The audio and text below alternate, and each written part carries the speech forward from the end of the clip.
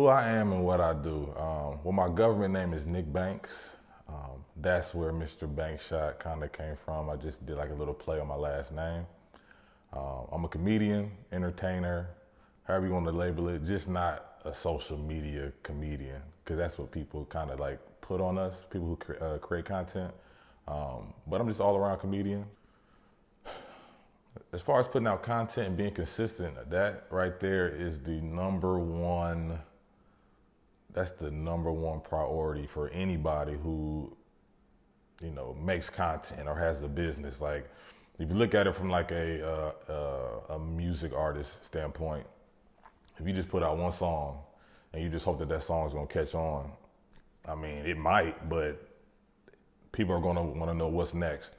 The more you put out, the better chance you have of something catching on fire. I think, like I said, I started in 2013 in September. That was my first video ever.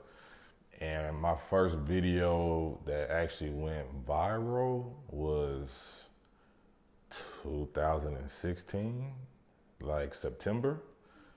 I mean, I had videos that did like well. By viral, I mean like it was like all over the place. Shade Room, Baller Alert, BET had contacted me to do like an article. But I mean, ever since then, I was posting every day, like every single day. As soon as I got off work, or while I'm at work, I'm thinking of an idea. Or something happens when I'm in the car headed to work or headed home. I'm like, ooh, wow, that's an idea right there. And I was doing like regular skits, just things people do while they're in their car headed to work. Like, that's what I was doing at first. And then I started getting into the parodies because it's just a field that nobody's really touching.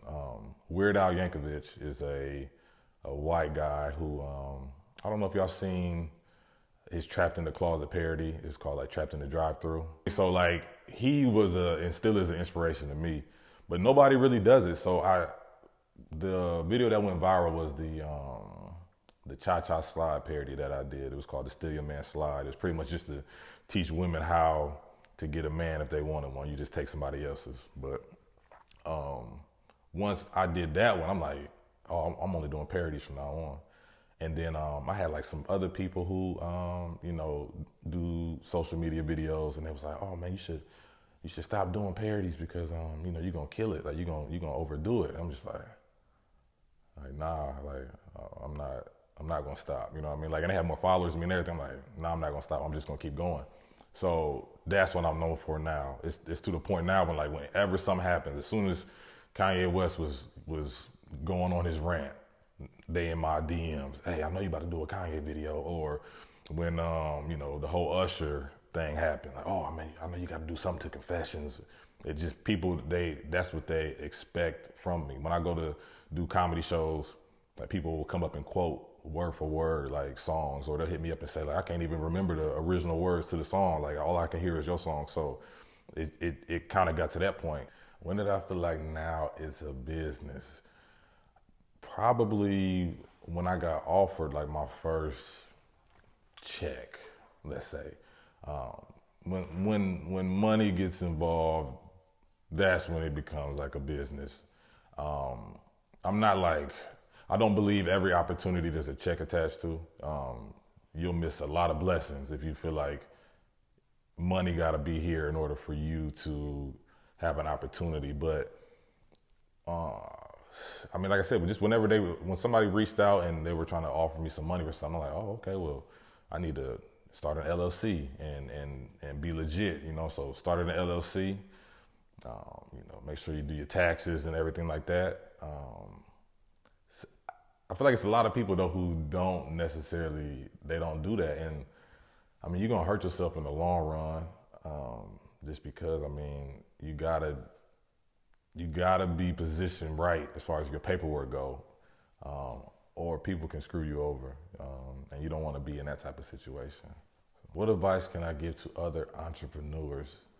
Don't start your business until you are 100% ready to start your business, because I feel like what happens a lot of times is like, you'll start it, you in it for a few months or a couple years, and then you kind of just, like, you'll fall off, or you're not as passionate about it because it's not going the way that you wanted it to go. You start a business and you want, like, if you're like a personal trainer and you know, you don't got a lot of clients starting out, so you kind of just want to give up.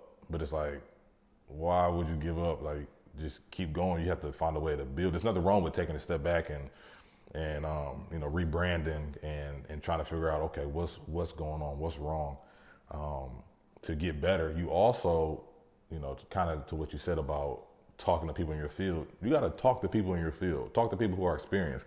Some people might not want to give you advice because they might see the potential in you and be like, you ain't about to be better than me, like figure it out on your own. But somebody out there is going to give you the information that you're looking for in order to be the best version of you that you can be. All entrepreneurs, you need to have some type of LLC, you need to have some type of business structure, you need to have a lawyer that you can call on. They don't got to be on your payroll, but you got to have a lawyer that you can call on. You got to have somebody who can, you know, do your taxes and look at your finances, so that way, you know, everything is legit. You don't want to be spending more money coming in. Also, sometimes as an entrepreneur, you got to work a job to be able to fund your dreams. You can't just expect, you know, just money to come out of nowhere. You know what I mean? That's not realistic. So you got to find that balance. I was at work working on my dreams more so than I was like working for them. But that money I'm getting, I'm buying a camera, I'm buying lights, I'm buying, you know, green screen paint to paint my walls and doing the things that I need to do to put myself in a position where I don't need that job no more. So.